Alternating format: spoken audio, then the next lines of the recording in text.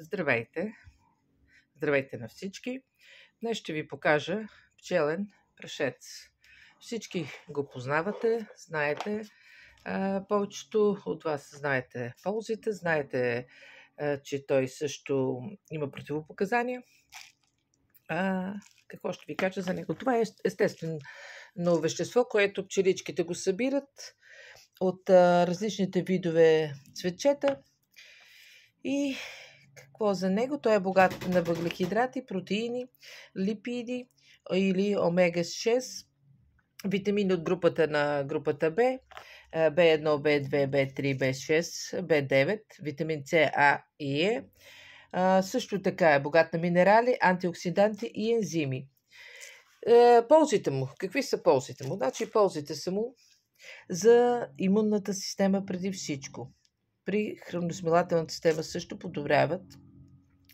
Също така пчелният прашец подобрява фертилността, регулира хормоналния баланс, при менопаузата също, мозъка, функционирането на мозъка също подобрява, сърцето, черния дроб, за енергия, издръжливост.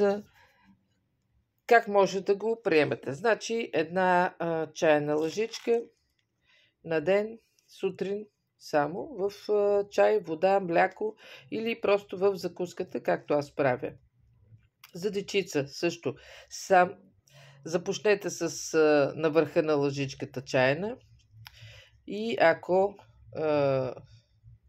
забележите някаква алергия, тъй като цветчетата знаете, че съдържат този прашец, който събират пчеличките, за да направят пчелния прашец. Много от хората, както и от децата, проявяват алергии, свързани с полеми и прах към дадени цветя. Тези, които също имат алергия от ухапване от пчели, насекоми, трябва да внимават, защото първите симптоми са подуване,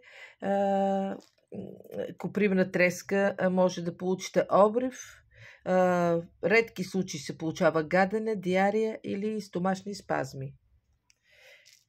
Това е. Започнете с много малки количества, особено пролета и есенния сезон. Благодаря. Хубав ден!